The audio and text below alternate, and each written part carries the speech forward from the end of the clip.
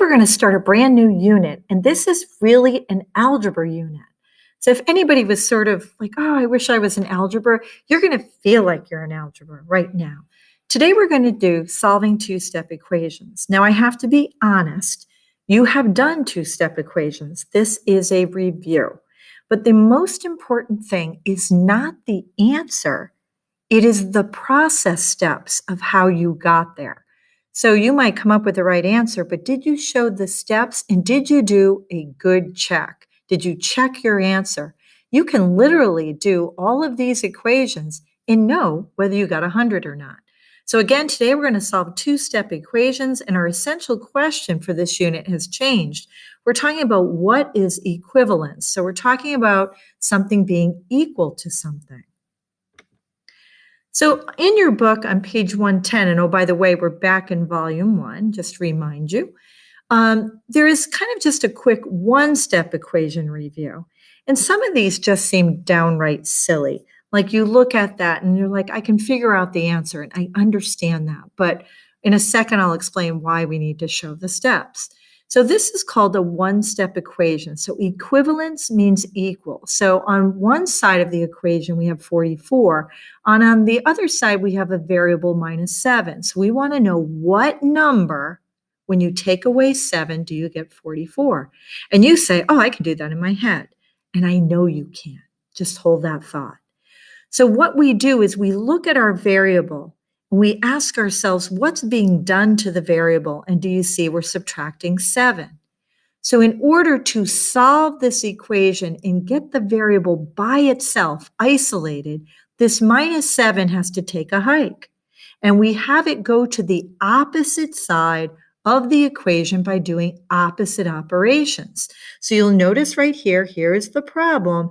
And notice I'm adding 7 because that's the opposite of subtracting 7.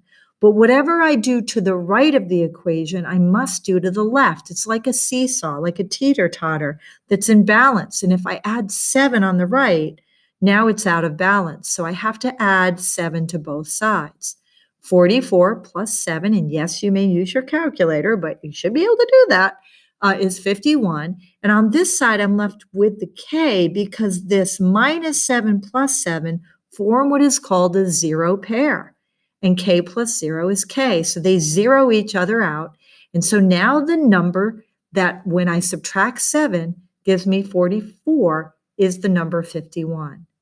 Now here's a second example where this time there's no operation like adding in or subtracting in between. Remember, it's the invisible dot for multiplication. So let me just stick in a dot right there so you know that that is multiplication.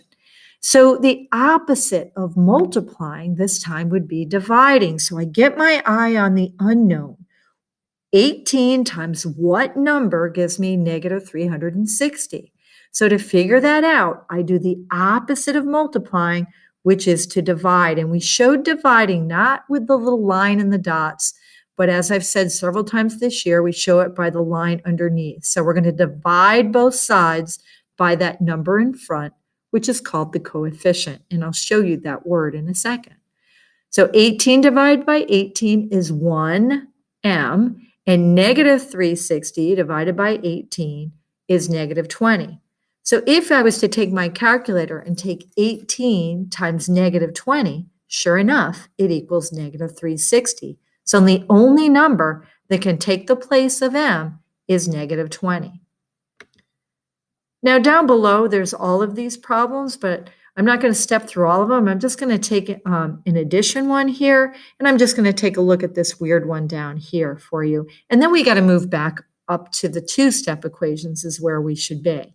So the first thing I look at in this one-step equation, and what I mean by one step is there's one number with the variable that needs to move to the other side.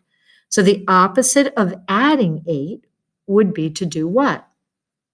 Subtract 8. And I'm going to subtract 8 from the left-hand side of the equation. So I'm going to draw kind of a line here. Do you see it? So on the left-hand side, I'm going to take away 8. And on the right-hand side, I'm going to take away 8. This is going to leave an n, and here's my zero pair. So I have just n over here. And over here, negative 9 minus 8. Think it in your head check it in the calculator. What is that? Now, you might have been heading towards like -1, but hopefully you checked it in the calculator. Now, let me just talk about checking this. This answer should be the only number that when you take n out of this equation and you put in the -17, it better work. And that's how you can check. Like if you had accidentally put -1 in here and checked it, it wouldn't work. I'll show you how to show that check formally. So we're going to take this original equation and the n is going to leave, and the number that I think replaces it is going to take its spot. Now I check this by, does -17 plus 8 equal -9? You can check that in the calculator to make sure that that's right.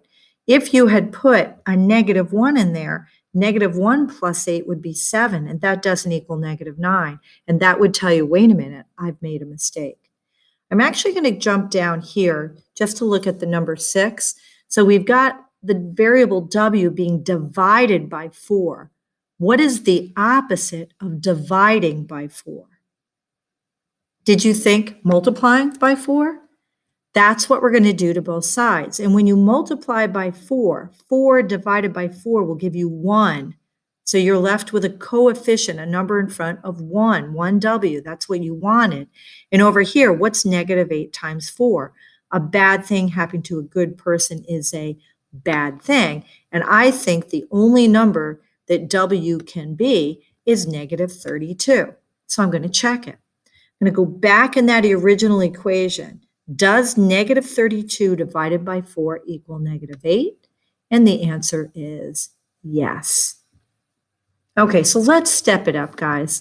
Let's get to our two-step equation. So remember, I told you I'd show you this word. The number in front of the variable, in this case a 3, is called the coefficient. So you're going to hear me talk about that number. Now, a two-step equation now has two numbers. So not just the adding 3, but the multiplying by 2 as well. There are two steps that we have to do to get these numbers away from the x so we know what number, when you multiply it by 2 and add 3, equals 7. And I know right now you're saying, I can figure that out. Now I'm going to show you a picture of this. We'll do the steps, and then we'll take it up a notch with some negatives. So if you want to see a picture of what we're doing, here are the two x's. And here are the 1, 2, 3. So 2x's plus 3. And do you see the 7 over here? 1, 2, 3, 4, 5, 6, 7. And my goal is to get 1x over here. So this has to leave and these have to leave. We're going to start with the number and we're going to get rid of those 3. But if I take them off here, I have to take them off over there. So this is just a pictorial representation. It's called algebra tiles. So I'm going to take those off. And when I do, I'm going to be left with 2 x's, and then there's a 4 over here. Now that I have this equation, I need only 1 x. So in order to kind of get rid of that, I've got to cut these in half. I've got to divide by 2. And when I divide by 2, I would have 1 x over here. And when I divide by 2, my answer would be 2 on the other side. Now, if I go back up and I take 2 times 2, that would be 4. Add 3, sure enough, it's 7. So in your book on page 122, here is that very problem done out using symbols, using algebra. And one of the things I talk about is called the Woodruff bubble. So I start by, I put a circle around the variable and the number that's attached to it by either multiplying or dividing. And I call that the no-fly zone. So you're not going to try to do anything with the 2. You're always going to undo what's outside first. So the opposite of adding would be to subtract 3. And I'm going to do it from the left, and I'm going to do it from the right. We like to do it horizontally, so down. Vertically, down. So now the 2x didn't have anything changed, so it drops down. Here's your 0 pair, and 7 minus 3 is 4. You need to show these steps. Opposite of multiplying, divide both sides by 2, and there's the same answer we got a second ago. To check it, I'm going to go back into this original. There it is, and the x leaves and the 2 goes back in. And I use my order of operations. I'm going to multiply before I add. And when this works, when I get the same number on both sides and I did good math, then I have the right answer, which is 2.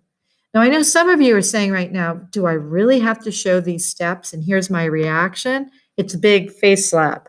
Why do I have to write down these steps? I can do it in my head. Okay, I'm going to show you a problem we're going to do in the future. It's on page 159, and it looks like this. Now, this one, I don't think you can see what P is in your head. So just trust me, believe it or not, we're going to get to this, just not yet.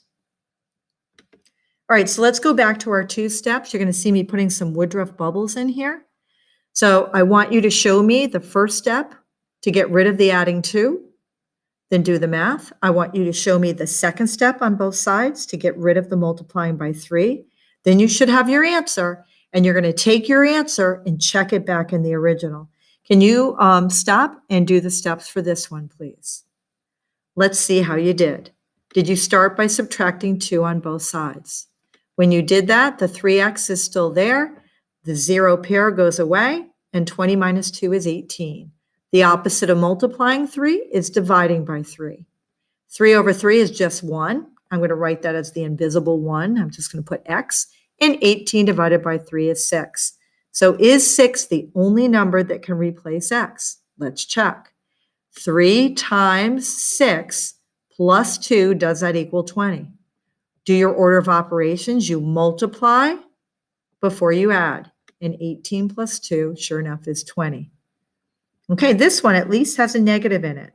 See if you can do this one. First step, the opposite of adding 5 is to subtract 5. The second step would be to divide by 2. Showing it on both sides, your answer should be -3. Is that the right answer? We're going to go back in our original. The n leaves, and the -3 is going to take its spot. 5 plus 2 times -3, does it equal -1? Careful, careful, careful. Order of operations, don't add. You got to multiply first, jump over the adding. 2 times -3 would give you 5 plus -6. And sure enough, 5 plus -6 is -1. And that shows a good check, so the answer is -3. So now we're going to do a tougher one.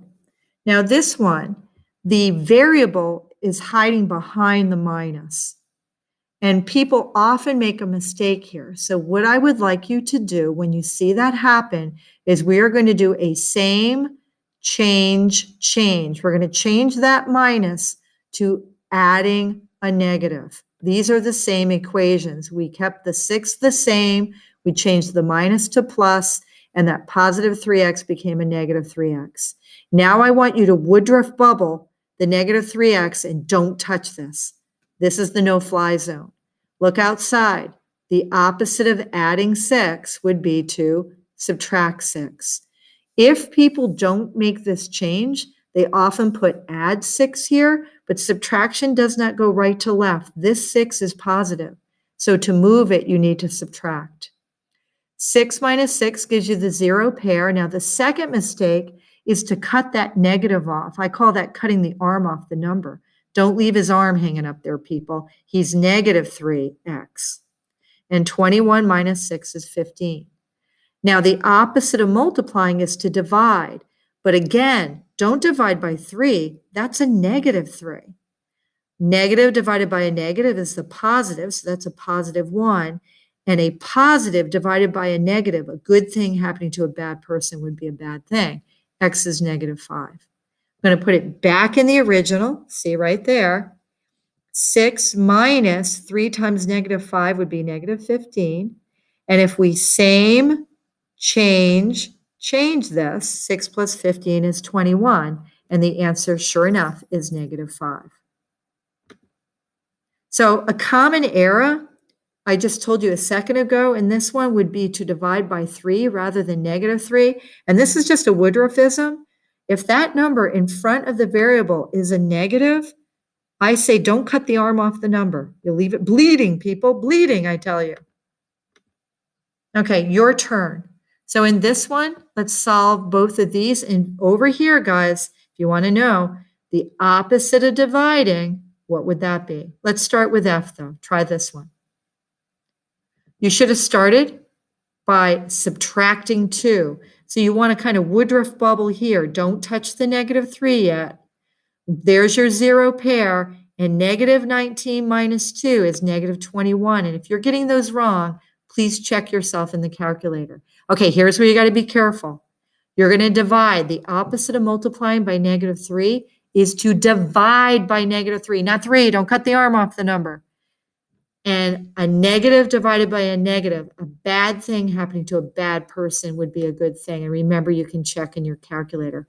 I think the only number that's going to work in that original equation is a 7. Let's check it.